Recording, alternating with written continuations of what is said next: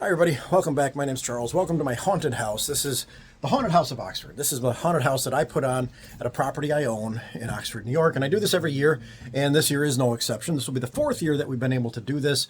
I'll give you a little bit more of a background for people that haven't seen it or watched it before, but we're really getting a late start this year, and so I'll tell you why, and I'll tell you all the plans and why this year's going to be a challenge.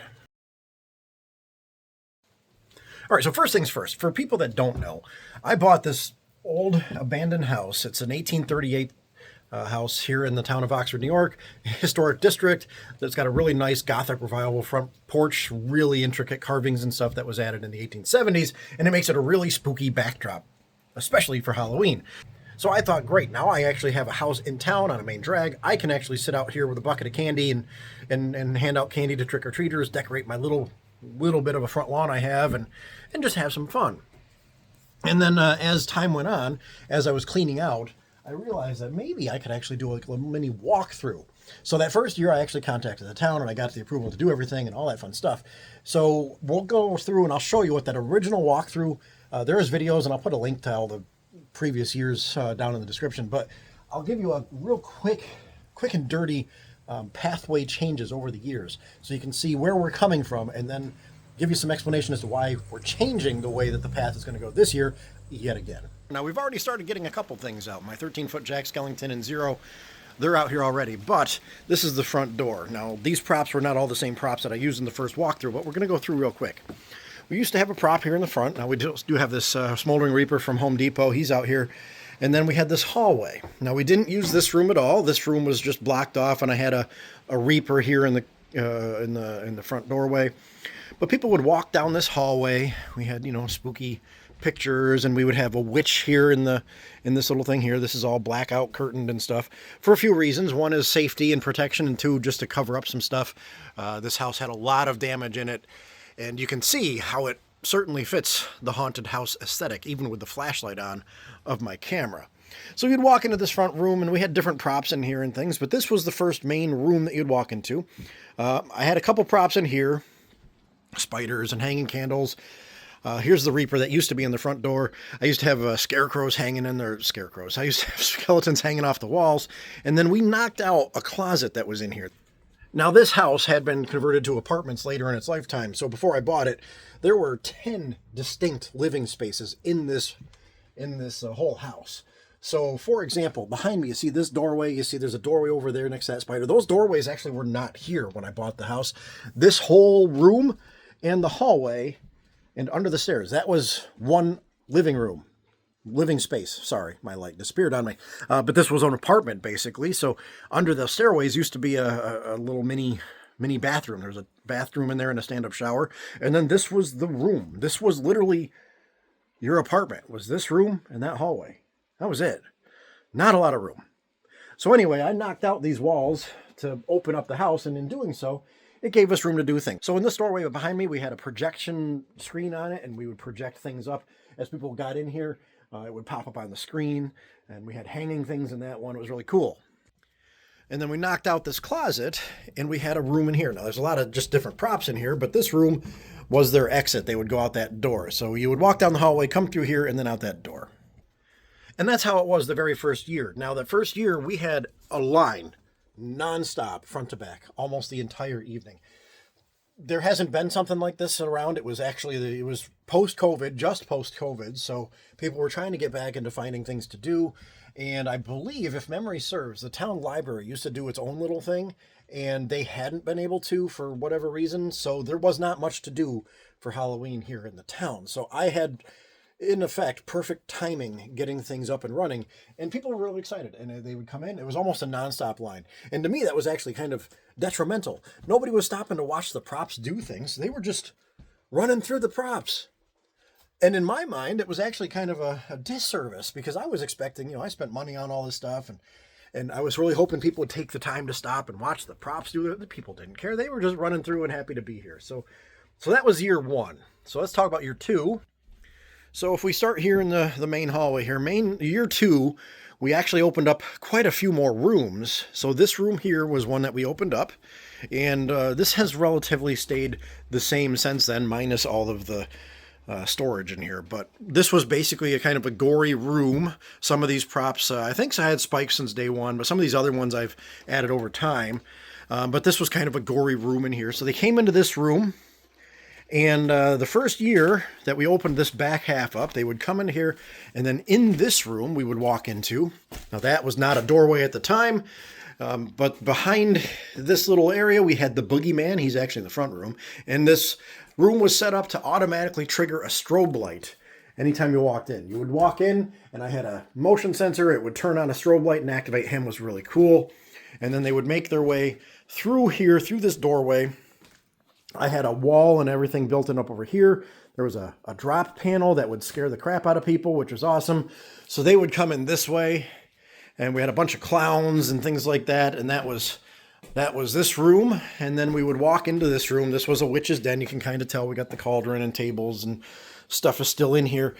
And then from here, they would make their way back around, and we're circling back around. And now we're back in that first room again. Here's our closet to leave.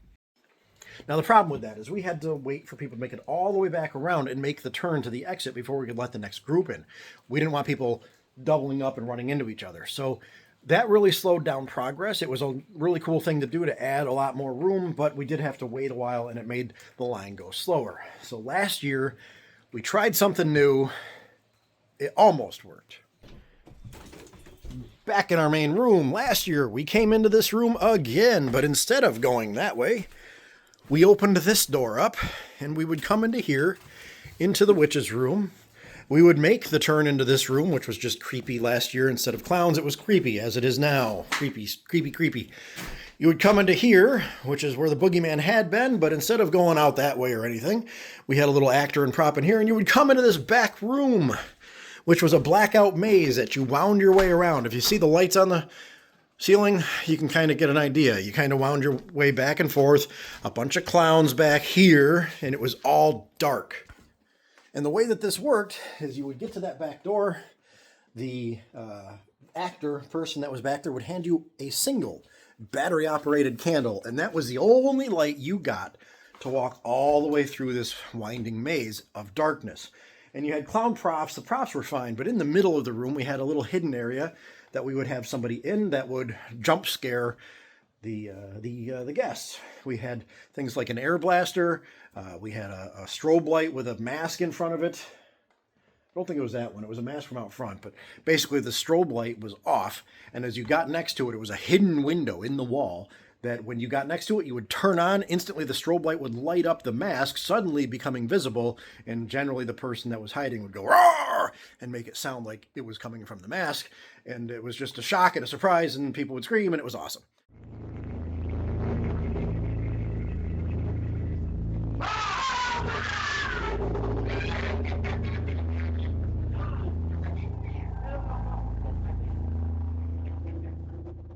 And then they would wind their way out and go out this back door back there. Now, the problem with this setup, we had two problems last year, and the setup is fine. It wasn't the setup's fault. It was actually more timing again. So I'm going to go back to the very front because we're going to start this tour over and show you what we're going to do this year, but I want to talk about what happened and what we're changing. All right, so the problem we had last year, we made this an A to B haunt. So you had the front door of the entrance, you walked through, and then you went out all the way to the back through the maze, and then you left. So there was no circling back around. So we, in theory, should have been able to say, okay, as soon as the first group gets to X point in the haunt, like the next group in. And that would have worked well, except that we gave the room on the side. So if you remember the very first walkthrough, you went down the hallway and out the side room. That was still always, and had been always, the escape exit, if you will.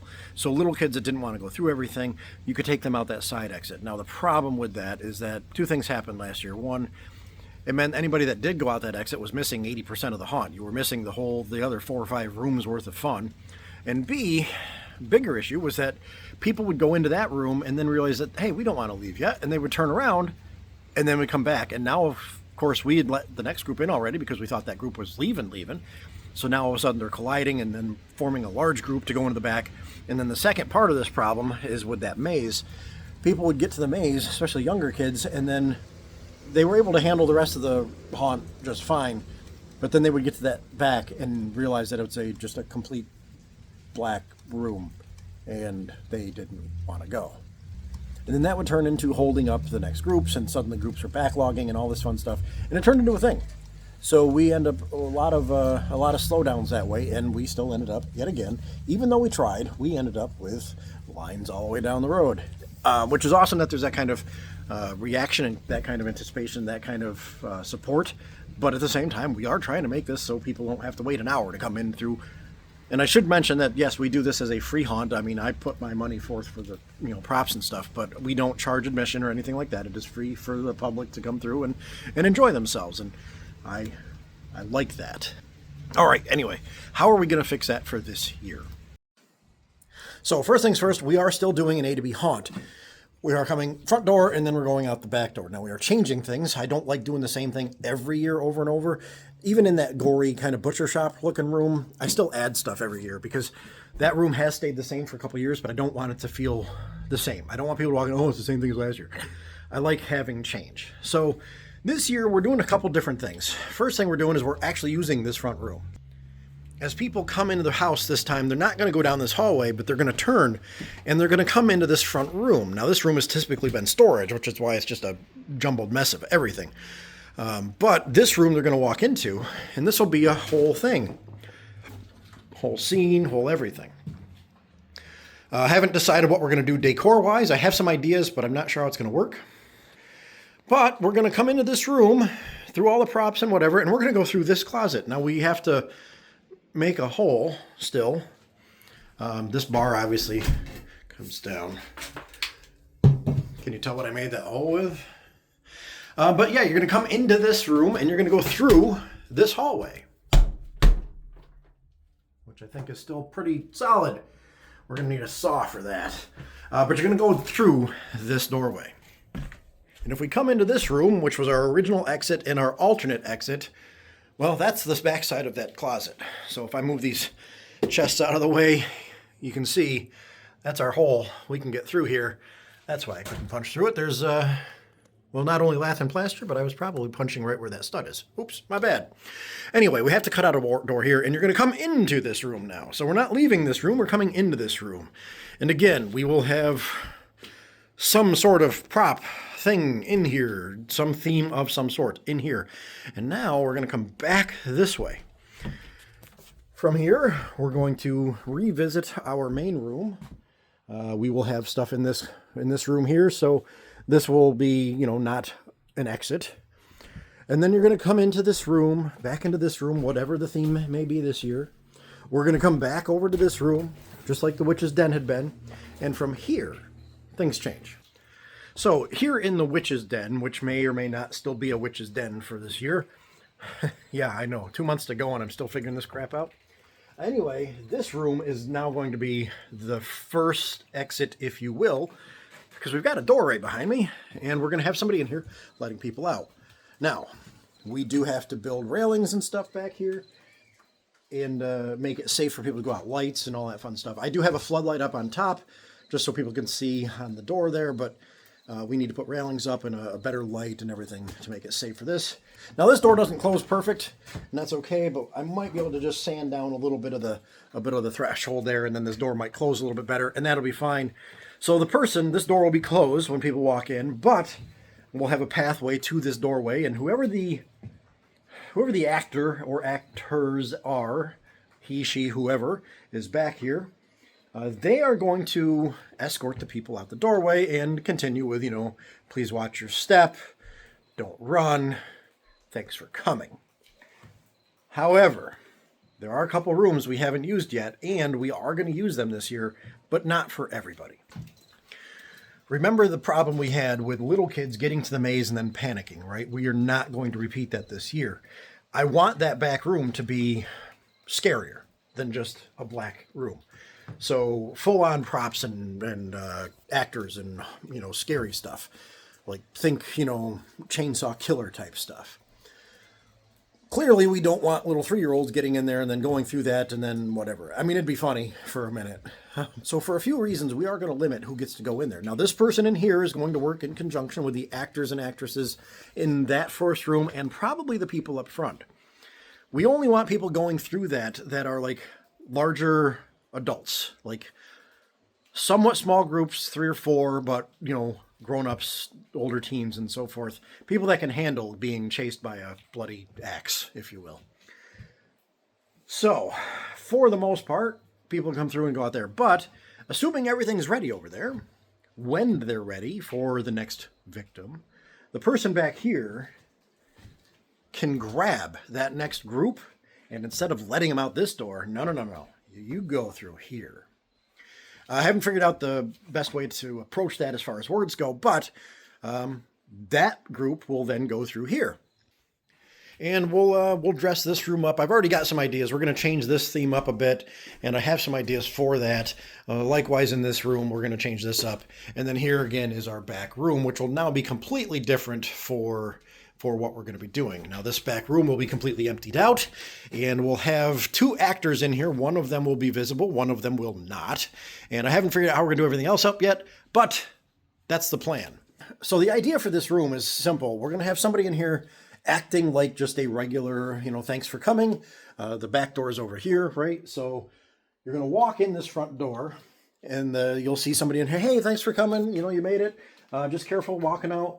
And it'll be kind of under the guise that, okay, you guys got to see that extra room and a half of cool stuff that other people didn't see, right? Hey, thanks for coming. Yeah, we just wanted you to, whatever. I haven't scripted nothing.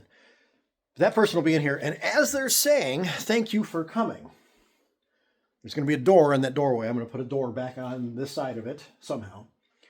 And basically, as the people start getting out into the middle, suddenly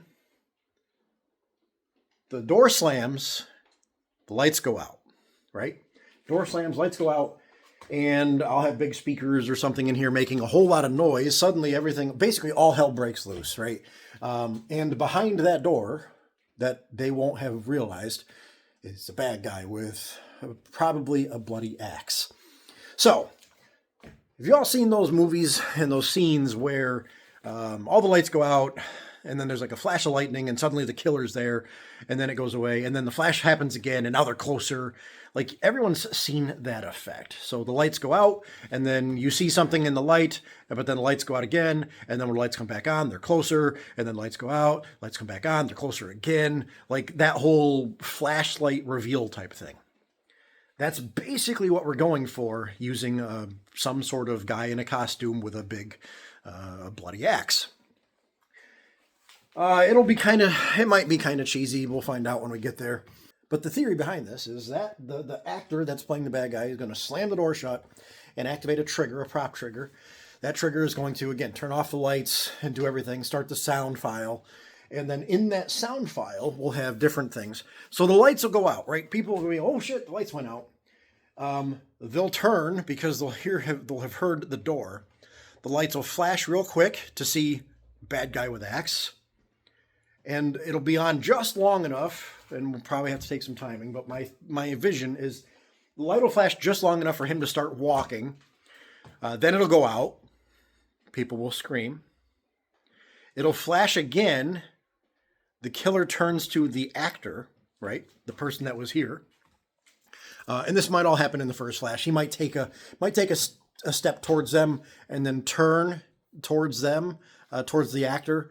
And basically, we want a flash to reveal, whichever one it is, him turning to the actor and raising the axe and starting to swing, right? Lights go out, sound effects via speakers and everything else, and thud. Suddenly, the light flashes again. The actor is now on the floor with a chest in there, with an axe through their chest and a pool of blood. And then the killer turns back around and starts walking towards the group. Lights go back out. If I can do this right, the back door will open. I have a light on in the back. The back door will open, and a voice will come over the speaker saying, escape while you can, lest you be followed home or some weird thing. And of course, the door will be open at that point, and they will then, exit the door, and that'll be, quote unquote, end scene. So in my head, this sounds like a really fun thing to do. I don't know who we're going to have playing the actors. I still have to do a lot of logistics for that. I think the easiest way to do it, spoiler alert, is going to be probably have 2 identical axes, one for the killer to have, and then one for the actor to have like hidden behind them with like a blood pool like glued to the top of it, right? Haven't figured out the how to hold it there yet, but it could just be a holding there thing, right? So basically the killer does this, lights go out, he hides the axe like behind them or whatever, or sets it somewhere, like hides it off camera. And then the other person will have had their bloody axe and pool of blood behind them. They fall to the floor, stick it on their chest, holding it, and then the lights come back on and reveal that the axe is now in that chest. So it'll make it look like that axe has now been plunged into their heart, and so on and so on. So yeah, a lot of fun, right?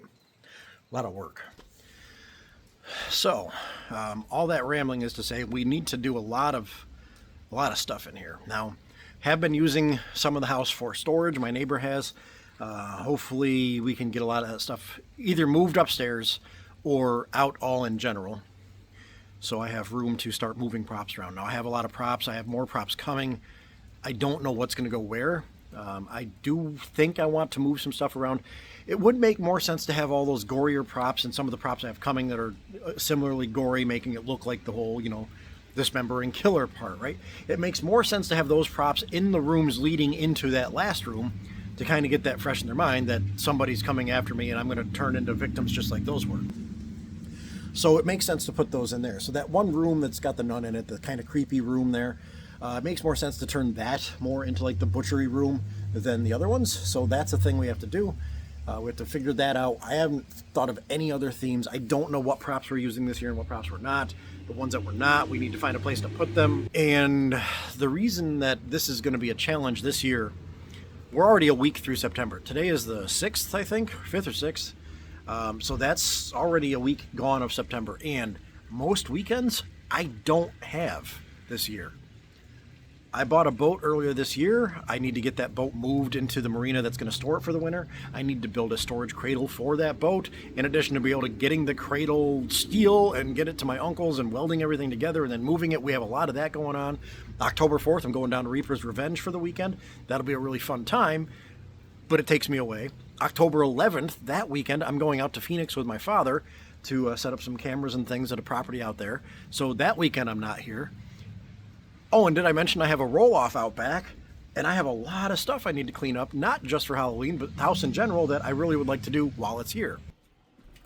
For example, this staircase is absolutely destroyed and falling apart and unsafe. I will walk up it myself, but it's nervous to do it that way, and I don't trust anybody else to do it. If I fall through my staircase, that's on me. I'll get hurt, fine, whatever. I'm not going to sue myself. But if somebody else were to fall through this, now we don't use the upstairs for anything, but even putting stuff in storage, if I had a friend that said, hey, I'll help you move out, I'll help you move some stuff, I don't want them going up the stairs. This staircase needs to come down and be torn out. So that is something I want to do. While I have the dumpster here, I would like to get this torn out.